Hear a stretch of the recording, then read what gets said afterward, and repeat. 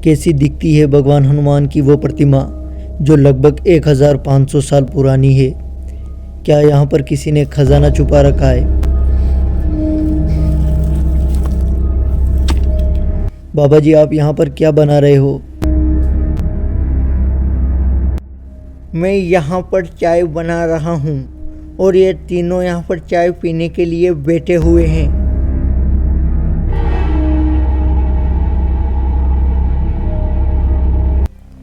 आज मैं आप लोगों को भगवान हनुमान की एक ऐसी प्रतिमा को दिखाने वाला हूँ जो लगभग 1500 साल पुरानी है।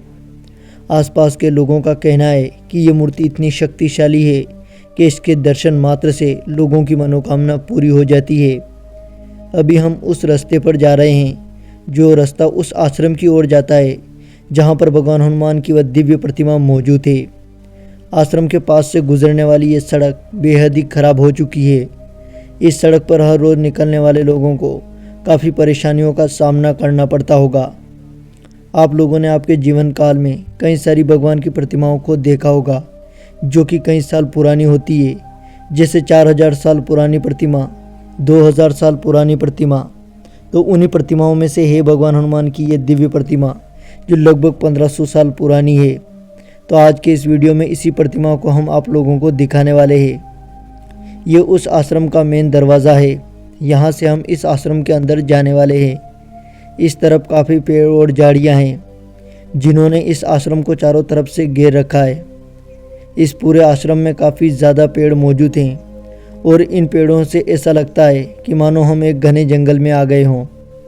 हम इस आश्रम के मुख्य दरवाजे से अंदर जाते हैं तो मुख्य दरवाजे के ठीक सामने एक बड़ा सा पीपल का पेड़ दिखता है। ये पेड़ भी लगभग 30 से 40 साल पुराना है।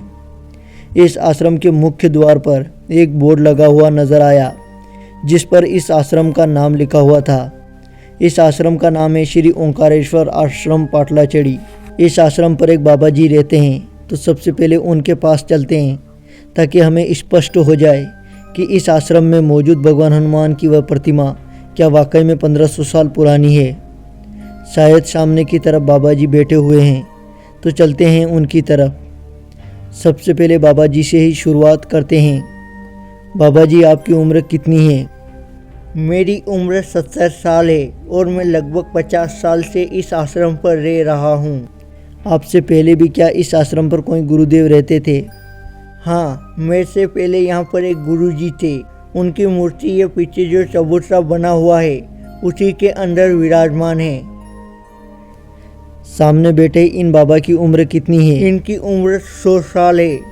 तो बाबा जी जो आपके गुरुजी थे उनकी उम्र कितनी थी? जो पीछे चबूतरा बना हुआ है उन्हीं गुरुजी की उम्र 150 साल है। जो पीछे चबूतरा बना हुआ है उन्हीं गुरुजी की उम्र 150 साल थी? हाँ, उन्हीं गुरुजी की उम्र 150 साल थी। उन्होंने हमें काफ़ी कुछ सिखाया। आप जब यहाँ से जाओ तो एक बार उनके दर्शन करके जाना। हाँ, मैं जब यहाँ से जाऊँगा तब गुरुजी की प्रतिमा के दर्शन करते हुए जाऊँगा।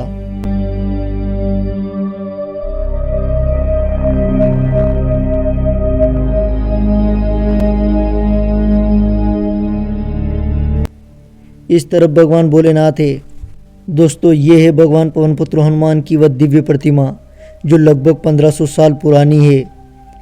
आप यहाँ पर एक तरफ शिवलिंग को देख सकते हो और दूसरी तरफ भगवान हनुमान की इस चमत्कारी मूर्ति को भी देख सकते हो।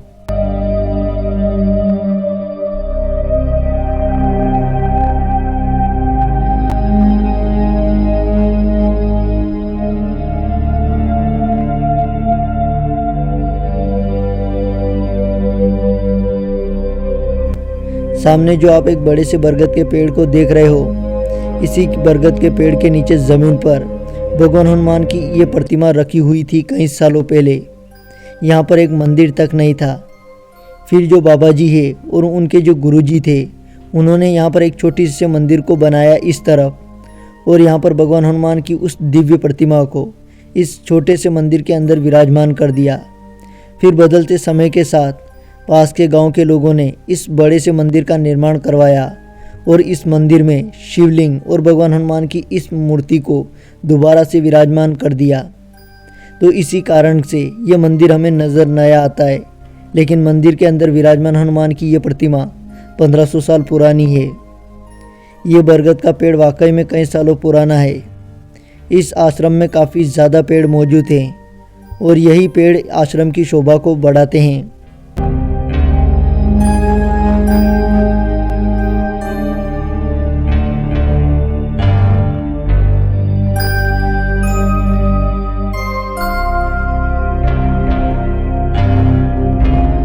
मैंने जैसे ही यहाँ पर आगे बढ़ना शुरू किया तो मुझे इस तरफ पत्तों में काफ़ी हलचल सुनाई दी।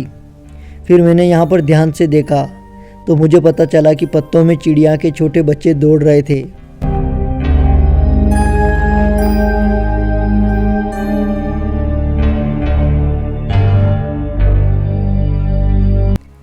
ये कितने बड़े पेड़ हैं। इधर ये पुराना कमरा है, काफ़ी खूबसूरत नज़र आ रहा है।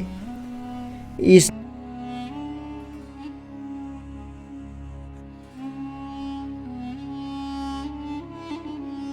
नींबू के पौधे के कारण मुझे कांटों के डर से झुकना पड़ा। इधर बांस थे शायद जिनको काट दिया गया और बाद में जड़ों समेत उखाड़ भी दिया। शायद कुछ कारण रहा होगा, इसी वजह से इन बांस को काट दिया गया।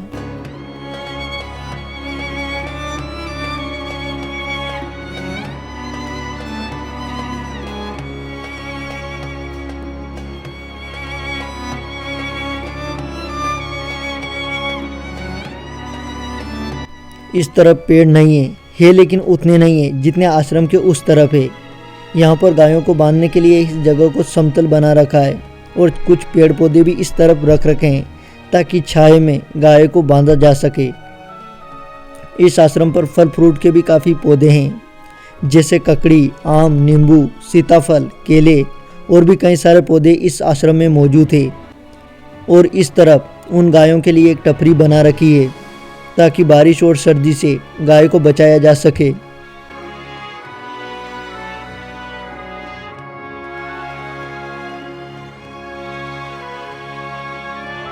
हम बाबा जी के गुरुदेव की उस चबूतरे के पास पहुंच चुके हैं जहां पर उनकी प्रतिमा विराजमान है।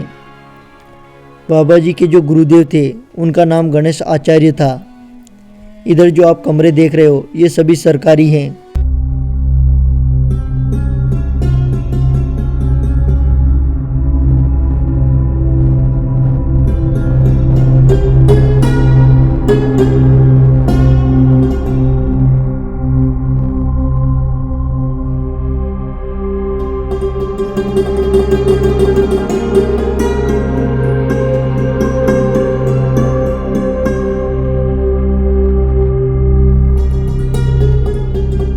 उनके इस चबूतरे और प्रतिमा को 5 गांव के लोगों ने मिलकर बनाया है। अब आप सोच रहे होंगे कि ऐसा क्यों? तो ऐसा इसलिए है क्योंकि इस आश्रम के आसपास 5 गांव मौजूद थे और उन्हीं 5 गांव के लोगों ने मिलकर इस मंदिर का निर्माण करवाया था। और चबूतरे के अंदर विराजमान प्रतिमा बाबा जी के जो गुरुदेव थे उनकी तरह हूबहू दिखती है। तो हम चढ़ते हैं चबूतरे के ऊपर और इस मूर्ति को मैं आपको पास से दिखाता हूँ।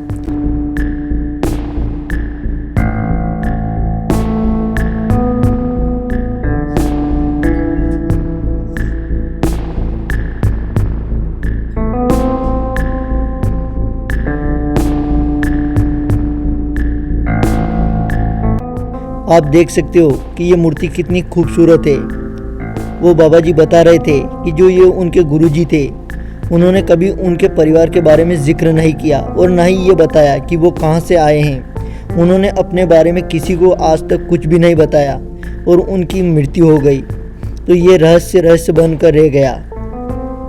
अभी चलते हैं आश्रम के दूसरी तरफ। ये सामने जो कुआं देख रहे हो आप, इसे बने हुए लगभग 25 साल हो गए हैं और ये काफ़ी गहरा भी है।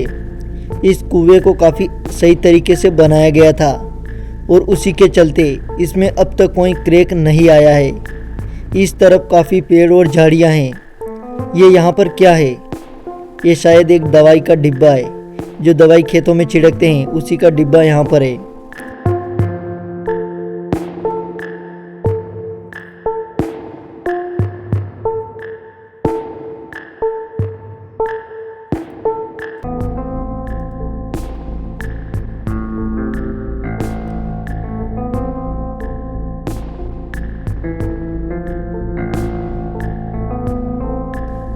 क्या यहाँ पर किसी ने खजाना छुपा रखा है?